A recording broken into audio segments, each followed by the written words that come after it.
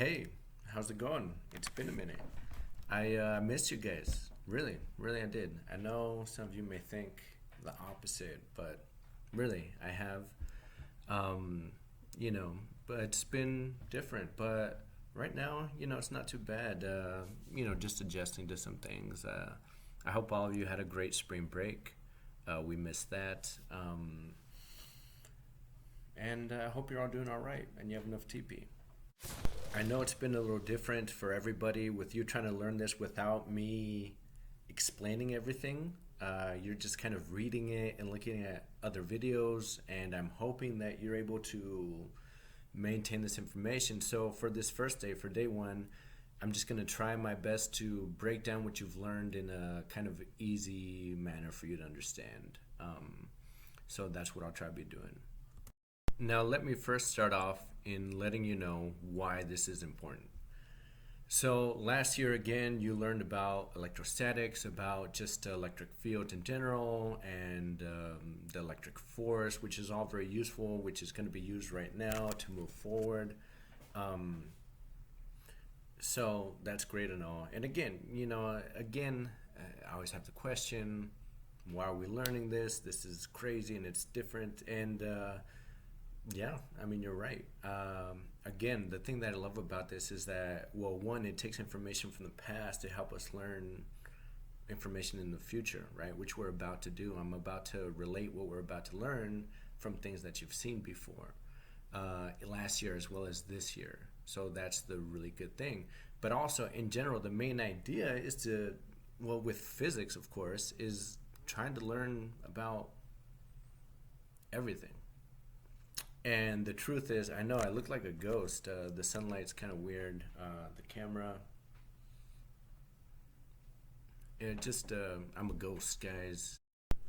Back to why it's important is because the device that I'm using right now to create this video and to upload it and make it accessible for you to see is all culmination of all these things that we're about to learn, right? We're going to learn what simple circuits are and what makes them go and what kind of controls them and the aspects of them.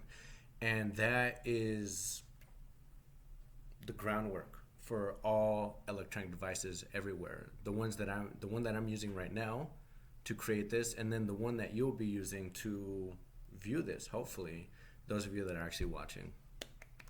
Give yourself a round of applause. Yeah. Okay. So, everything, from your cell phones to your computers, everything, of course, this is all driven by circuits, and you're going to learn the basic part of that. So, you're going to learn the basic part of everything. That's why we study physics, right? Because it teaches us the basic fundamental level of everything. And lucky me, I have the privilege of showing that to you. All right, so let's jump right in. Hey, this is my first video. Let's hope it goes well with me writing this down. I've had to do a couple of makeshift things, and hopefully it's all right. It's about sunset, so hopefully the light's okay. If not, I'll figure something out. Well, so let's get down to it, okay? A little bit of review over force, energy, potential, and fields. So we've gone over field for electric field before, and we've gone over force for both electric and gravitational, energy for gravitational. I'll show you a little bit of electric, and this new thing that you've kind of been reading about, potential difference, and what in the world that means. What in the universe, really. So here, let's go, okay? So I'm going to try my best to draw. Yeah, I know. So please bear with me.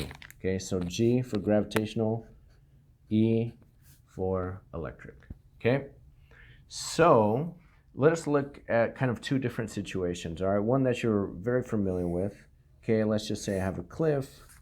Okay, and I have some object like a little rock. Okay, if I just have it right there, what's going to happen to it? We all know what's going to happen. It's going to fall, right? It's going to drop, all right? Because there's this thing called a field, which is bringing everything together. See, with gravity, let's go back to our understanding of force. what are the two basic words that make up what a force is, right? Think of it right now. Ready? Okay, a push or a pull. Simply put, it's a push or a pull. With gravity, it's always pulling. Things are always pulling towards each other, right? But when we have this Earth, everything is kind of coming towards the Earth because it's so massive that the Earth itself doesn't really move, right? Now with the electric part, that's a little different, okay? Let's just say I have two different plates, okay? We'll make this negative, of course. We'll make this positive. So in the gravitational one, they always come together only in one direction. In this situation, when I have two plates, it does the same thing. Now, again, a little bit of review. You tell me from where does it begin and where does it end?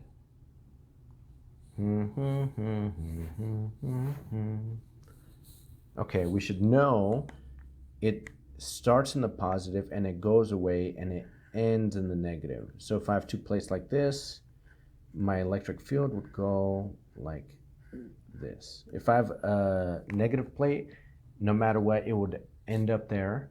If I have a positive plate, it would originate and leave there. Okay, similar to this. So if I grab this and turned it sideways, it would look like this. That's if I have a proton, right? So if I have a proton or some positive charge, it'll start here, it'll move away from here and move toward the negative side. That's how we think of gravity. However, with the electric side, there are such a thing as positive and negative charges. So if I had a negative charge and placed it in the middle right here, where would it go? Yeah, that's right, over there, away from here towards there. So the electric part is a little tricky. It is not as obvious as the gravitational part because we see gravity work every single day. And the crazy part is that gravity just gets stronger as you get older. Trust me. Okay, so let's focus on the force part right now. Okay, so for gravity, with the gravitational force, you should all remember that F equals mg, simply put. I'm not going to write vectors, just F equals mg. And then this, you probably don't remember this, but F equals QE. Now, what in the world, okay?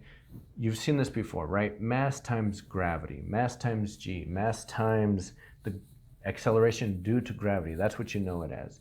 And then Q and E. What does Q mean? Charge, right? Charge. And E, so what does that mean? Okay, so that's in correlation to G, right? So they're both forces. This is gravitational, this is electric. The part that's important for the gravitational section is mass. The important part here is the charge. And G and D are related to each other, but only through mass for here and the electric part here. But that E actually doesn't stand for electric, it stands for the electric field. Okay, so what do you think G stands for besides what you already know it as? The gravitational field. And that's something that we haven't really covered before because we view it in a different way. And so now we're going to go over things that you kind of already know, but I'm just going to show you in a slightly different way. And let's go back here to gravity, to the force of gravity, right? What is Newton's law of universal gravitation? Okay, see if you remember, F equals, and then you should have a big old G, a big M for the Earth, little m, and then r squared. And then this is the one that you're more familiar with the electric force. What is that? You should all hopefully remember this. F equals, what is the constant? It's K. Then we'll have some unknown and then a different, right? So we need two different charges similar to two different masses over r squared. So they look eerily similar, and that's because they are. They're both forces dealing with charges and with masses here. Here, they always go towards each other. Here, they could push or pull. But ignoring the signs, there's definitely a force, right? So in this situation, then, we can have something where this m is this m, and so G is equal to these things.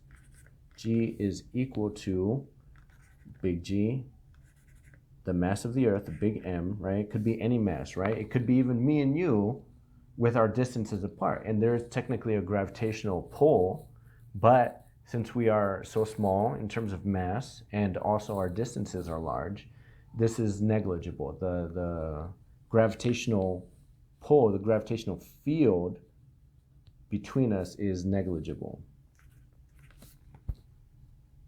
So that is G, right? That's 9.8 meters per second squared, but it's actually a gravitational field that anything really that is on the surface of Earth will feel, okay? But it varies. It's not exactly 9.8, right? There are some numbers after that that will change depending on R, which is the radius of the Earth, the location of where that object is in relate to the center of the Earth. And same thing with these. R is just the distance between those particles, right? And so E is equal to KQ over R squared. Now, these are just things that we need to kind of look at. I'll tell you which parts we need to know and memorize. This is me kind of just showing you these ideas right now. Okay, so please don't be stressed out. If this is too much for you right now, it's okay, don't worry, just relax. I'm going to show you what is absolutely necessary later on, but this is just something to help you understand, hopefully, everything. And especially those of you that want to continue learning further, this is a great groundwork for you. So, okay, so this is force for both of these, right, for the electric and gravitational, and this is actually the field. So electric field, gravitational field, okay, so force and field. Now let us move to energy, right? What is the energy when it comes to gravity, right? Potential gravity, right? Potential energy due to gravity equals, you all know it, mgh. Now, using the simple section of this, what do you think that would be for the electric part? It's probably close to what most of you are thinking right now, except right now we're going to have the potential energy, or just the energy. We'll do the energy, sorry. The energy is equal to QE, but instead of H is just what we use as actually a distance. So do you see how they're similar? The charge, the field, and then two different distances, right? D here, H here. And these are the energies that we use. So depending on where this is, according to our gravitational field, that gives us all we need to know. Now, here's the reason why we talk about fields and acceleration. So when I give you, what is the one item that I could just give you, one piece of information that I could just give you on the gravitational side that will tell you most of what you need to know regarding the velocity at which this object will hit the ground or the time at which it will hit the ground? The main thing here is H. And why is that? All right, because, well, one, if there's no air resistance, the mass does not matter, right? The mass does not matter. And G, what about G? We always use, in our class specifically, we use 9.8 or 10 if I tell you to, but we always use one number. Why? Because this and this and this right now we have as constants. We do not have that luxury here because, well, K is a constant, but R and Q may be different because it depends on what charge you have. So here for the gravitational side, we definitely care about the mass for the potential energy, but when we talk about potential, I'm just talking about this section right here for both of them. Because I could put any charge in that potential. I could put any mass in that potential, and the same thing's still going to happen. It'll go from where it is to where it wants to go. So if it's up here, so if I have just any piece of mass, it's going to want to go there, right? But this is extra for the potential energy, right? But the potential is just this part, right? Because G and H, because if I tell you what the height is, you'll know exactly how fast it's going to hit the ground and when it will. The mass won't give you that. So that's why the potential is important. However, G we just kind of don't write because it's already it's constant, it's already known. However, here, this is the potential. This is the energy, but this is the potential. The whole thing is the energy, but this little section right here is the potential. So for the gravitational side, we never say that. We just say height because that gives us a lot of information. However, because this can change, there is no Earth charge, right? There's not one big charge that is constant everywhere on the surface of the planet regarding this type of equation that we use. This can change. So we focus on this whole thing, whereas here we can just focus on the H section. So this actually equals, this potential is actually V equals E times D. The electric field, and then the distance that we kind of had to move against it. So this height, again, is a distance. But let's just say you climbed from the bottom of this little cliff with some rock that you absolutely love, that you want to drop. But again, make sure nobody's down there, right? You don't want to drop something when someone's below you. Safety first, kids. So you grab this rock. So that distance that you went from here up to here is the height, but it's also the distance you went against that gravitational field. The same thing is this D. This is the distance that you went against the electric field, E. And both of those together give us this potential. But you've been learning about potential difference. So when I talk about potential difference, okay, that's actually delta V, but we will generally see it as V, okay? That's voltage. So when I say, this is a very, very important part. When I say potential difference or volts or voltage, they mean the same thing. If I were to teach you higher level physics, we can get a little more pedantic and say that potential difference is the best term. However, we're just learning it, so I don't want to overwhelm you. So, but please do not be overwhelmed if I say potential difference or voltage or volt, because they're the same thing. Please. So, again, we don't really have that for here because G is constant, so we just use H. So those are the big differences, right? So force right here, the field, gravitational field, the potential energy, the energy right here, or the work that you would do if you grabbed the rock from down here and moved it up there, that would be the energy, but also the work that you possibly did. And same thing here, that is the voltage. Let me talk about some more things before I go. So again, we talked about potential difference right here being voltage. So that is if potential difference, so this would be the potential by itself, but it would be with the potential difference if D changed. So if the distance changed, so if you had it, and again, a positive charge, if it moved in this direction from here to here, this would be the change in the distance, which would mean the potential change. Same thing is if this came towards right here, from here to here, that would be the difference. Well, we would be calculating the difference in potential energy, right, which would be converted to kinetic energy. But here we just focus on the potential difference. And like a rock that is set free, right, you let go of it, you let go of your force acting on it, it'll fall because of this field in that direction. So would a charge. If you let a charge go in this field, it's going to move, it's going to change. So that's what the voltage is. It's the potential, right? It's the potential difference. So essentially, if I let it go starting from here, this is going to go in that direction. So if I have some kind of circuit, right, and I have some voltage right here, it's going to want to go from one direction to the other, right? Depending on what I tell you, it would go from up here to down here, so from one end to the other. So hopefully this clarifies things. I will be adding more things later, but for right now, let's just leave it as this. Hope y'all do well. Good luck to all of us moving forward.